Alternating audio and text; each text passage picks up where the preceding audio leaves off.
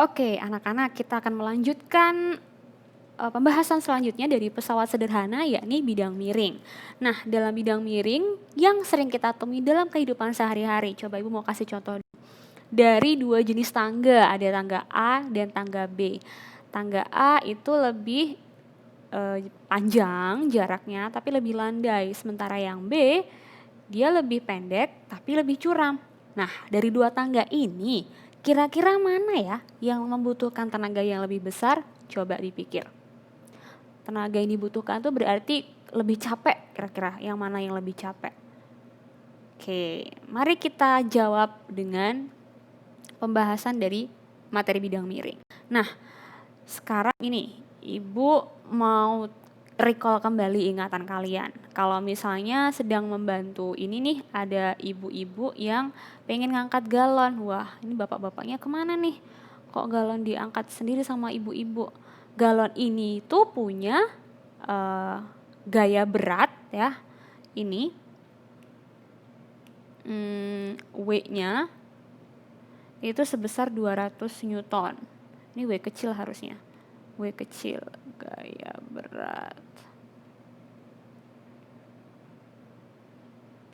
200 Newton. Lalu jarak dari mobil pickup ini ke lantai atau ke tanah itu 1 meter. Berarti kalau kita ingat kembali itu adalah apa ya? Ya jarak kan ya? Jarak itu adalah S. S-nya 1 meter. Lalu kalau ditanya berapa usaha yang dibutuhkan oleh ibu ini? Nah, usaha kemarin apa? Usaha itu adalah W. W itu didapatkan dari perkalian F kali S. Di sini F yang dimaksud adalah gaya kan? Nah, salah satu jenis gaya kemarin sudah belajar bahwasanya gaya berat W itu adalah termasuk ya gaya, salah satu jenis gaya begitu. Lalu ketika kita masukkan berarti F-nya berapa, Bu? F-nya adalah 200 Newton. Dikalikan S-nya tadi, S-nya adalah jaraknya 1 meter.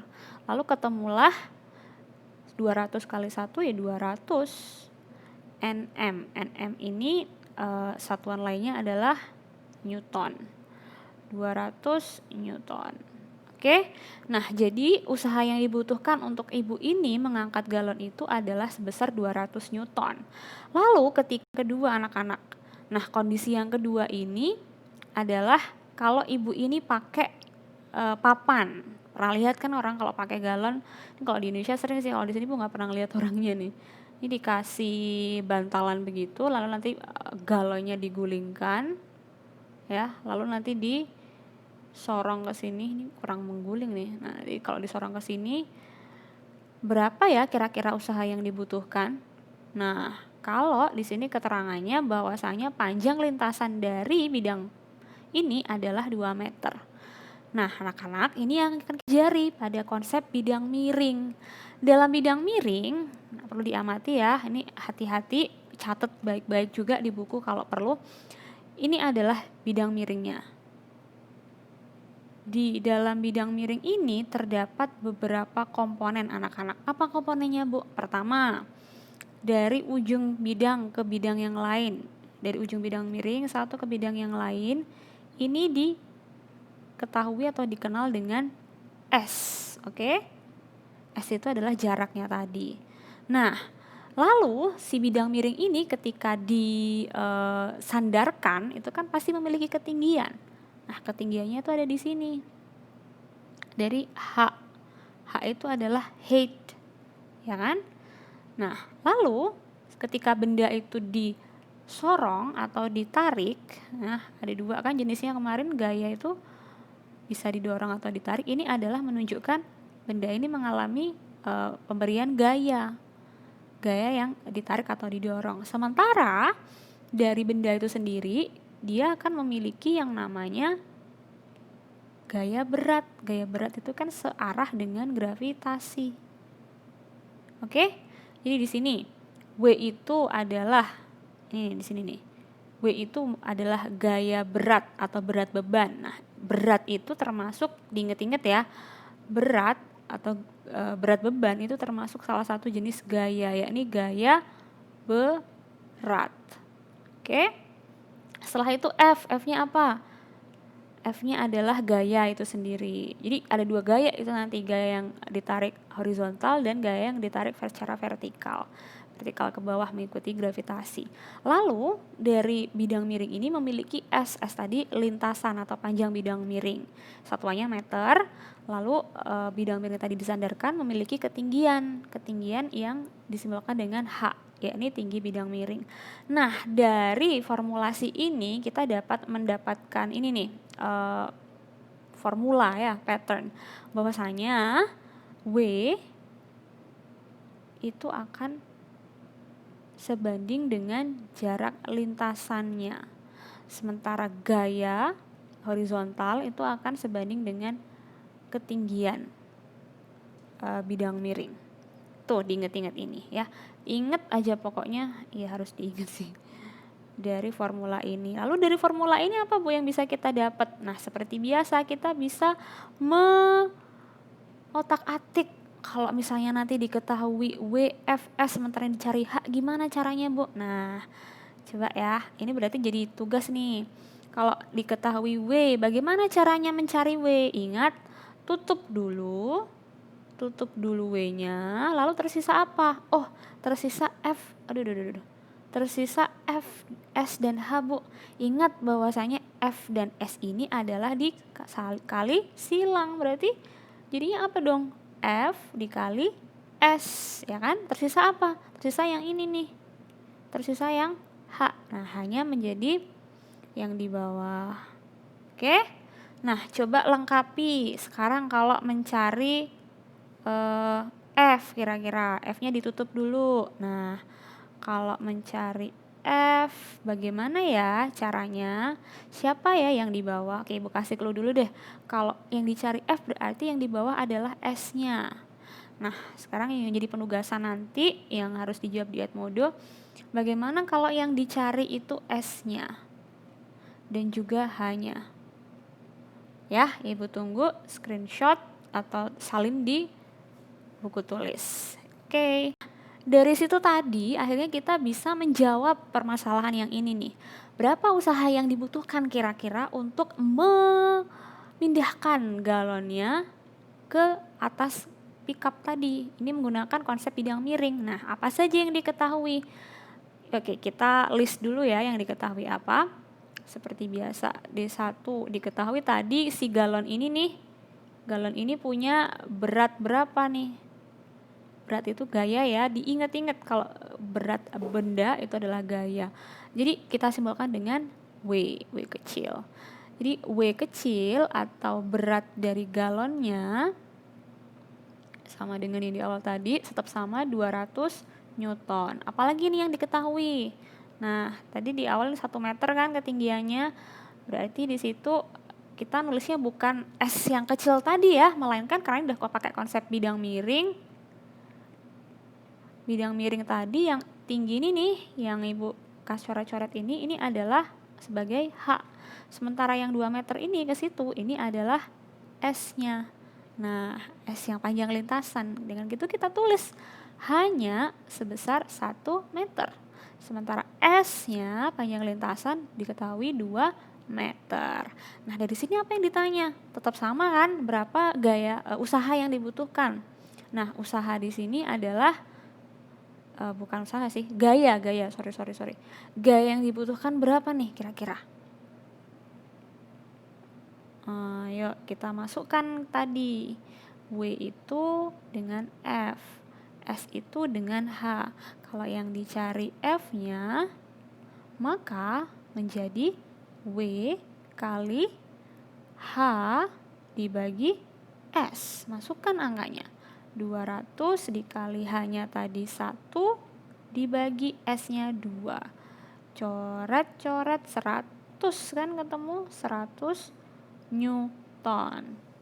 Nah, anak-anak udah ketemu F-nya. Lalu, coba dibandingkan dengan benda yang sama, keadaan yang berbeda, apa nih yang bisa kita temukan? Di sini berat dari galonnya kan 200 tuh, sama kan 200 juga. Tetapi ternyata gaya yang dikeluarkan, yang diberikan atau yang terjadi itu berbeda. Yang langsung diangkat walaupun dia tidak membutuhkan alat tambahan ya, atau terkesannya ringkas gitu, tapi ternyata membutuhkan gaya yang lebih besar. Gaya lebih besar. Sementara dengan bidang miring, ditambahkan bidang miring tadi, gaya yang dibutuhkan justru lebih kecil. Artinya di sini bidang miring ini sebagai salah satu jenis dari pesawat sederhana, yakni memudahkan aktivitas manusia. Nah, selain daripada itu Bu, maksudnya kalau contohnya tadi menaik-naikkan, ya pakai kalau di truk gitu kan,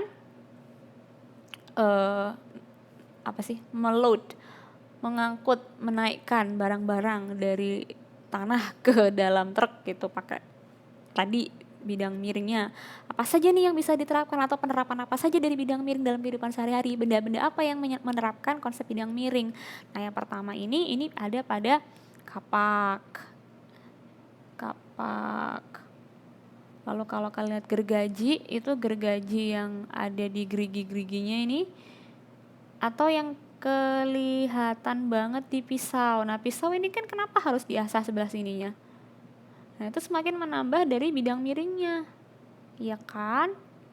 Kenapa kok ditajemin, istilahnya ditajemin? Karena tadi dapat mengurangi gaya yang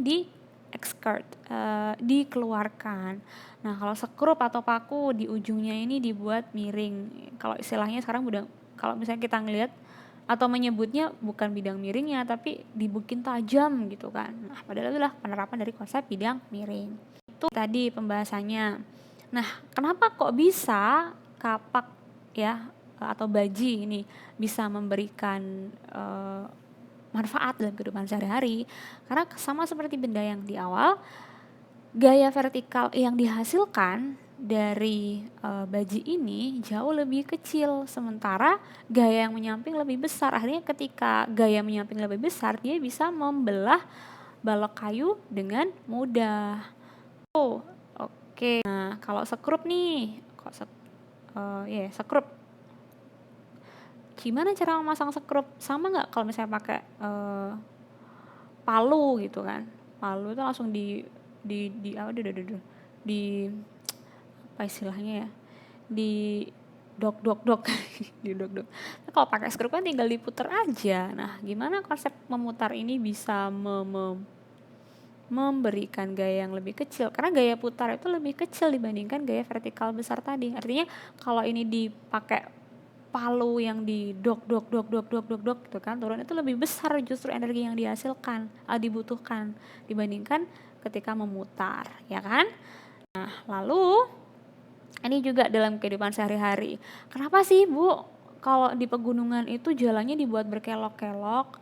Kan jadinya lebih panjang Bu. Aduh, jadinya kita gampang tertidurnya lebih lama gitu kan. Kenapa nggak dibuatnya langsung aja gitu, lurus gitu Bu? Nah, tadi konsep bidang miring, ketika tidak diberikan ini, kalau misalnya jalannya dibikin lurus aja, mobil ini akan membutuhkan gaya yang jauh lebih besar dibandingkan ketika jalan yang berkelok-kelok, walaupun sebagai konsekuensi jalan berkelok-kelok ini membutuhkan lintasan lebih panjang, tetapi sekali lagi gaya yang diperlukan tidak sebanyak ketika yang curam. Setelah ini Ibu akan berikan latihan soal, coba dikerjakan dulu, setelah itu dibahas. Ibu akan berikan video pembahasan seperti biasa. Ingat, Ibu cek betul-betul siapa yang meninggalkan komentar, siapa yang melihat videonya, karena dari perbedaan 2 views itu akan sangat mempengaruhi. Ayo belajar disiplin, belajar memahami bahwa apa yang dibutuhkan dalam hidup harus senantiasa meningkatkan rasa disiplin, ya. Oke.